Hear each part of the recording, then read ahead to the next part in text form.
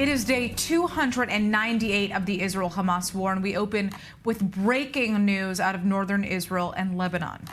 The IDF has confirmed that it has struck Beirut, the capital of Lebanon, in an airstrike targeting senior Hezbollah commander Fouad Shakur, who is one of the organization's top military officials and advisors, and was also responsible for directing the deadly rocket attack on northern Israel on Saturday in the Druze town of Majd al-Shams in the Golan Heights.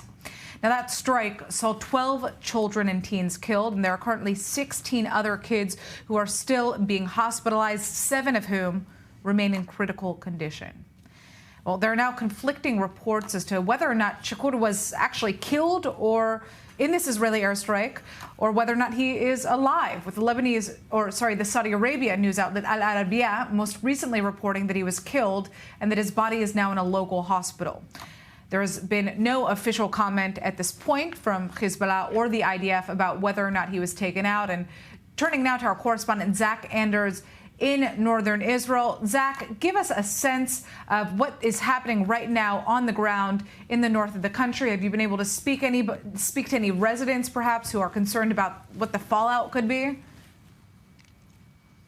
It's quiet.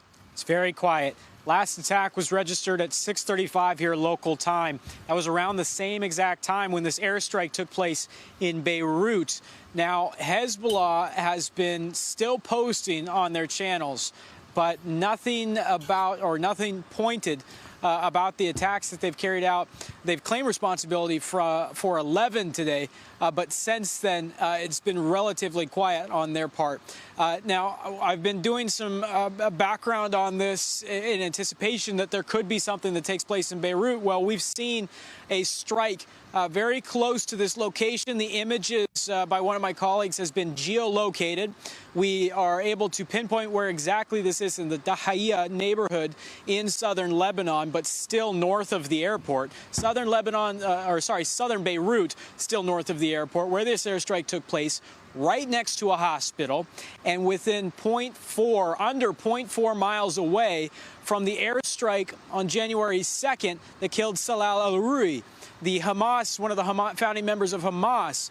So obviously we've spoken at length about this neighborhood being a Hezbollah stronghold. These two locations that we know that the Israelis have targeted since the start of this conflict in the last 10 months. There's only been 2 airstrikes on Beirut, and they both appear to be within 0.4 miles of each other, very close to one another. One of the things, as I have been speaking to a few of my contacts, is just the general surprise, contacts that were not involved in planning this strike, I should say, but just the general surprise that he would even pop up above ground, that he would even be maneuvering or operating, even if they do feel like they have some shield of safety being in a population center like Beirut.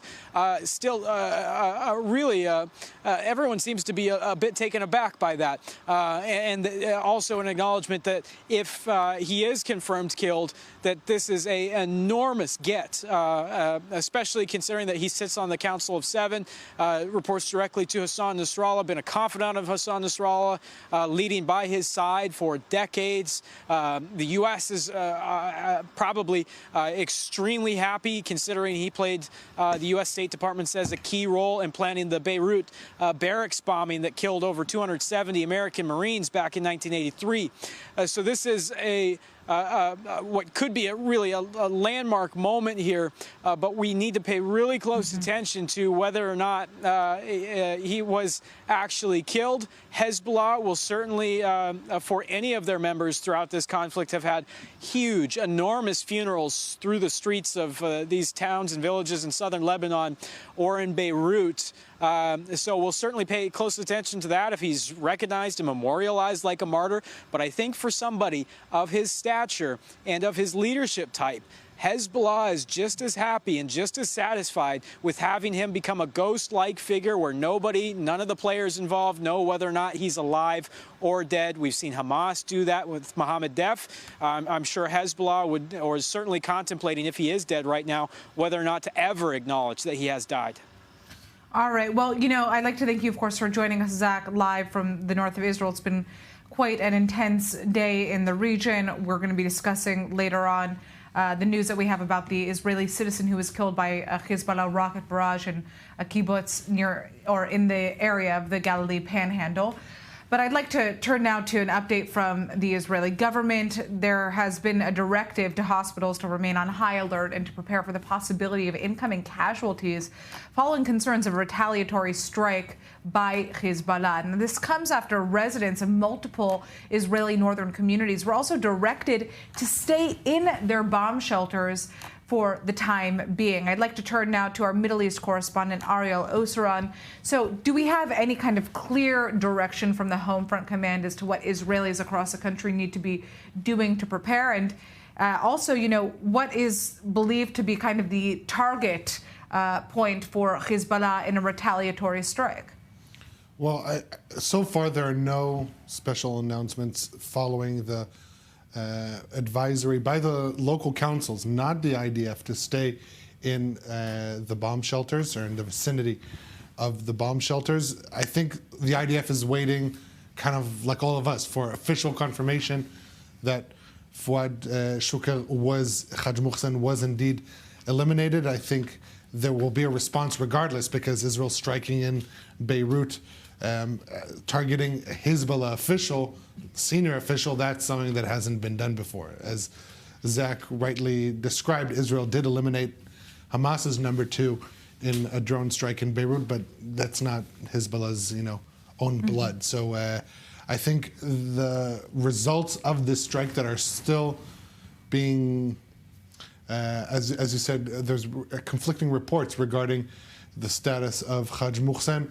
Initially, it was reported that he was eliminated. Then Saudi media said that no, he wasn't, that he survived the strike. But now that same Saudi media backtracking, saying that he was indeed eliminated and his body is held in a nearby hospital. And this would go in tandem with what we're hearing, different security steps that Hezbollah is carrying out on the scene.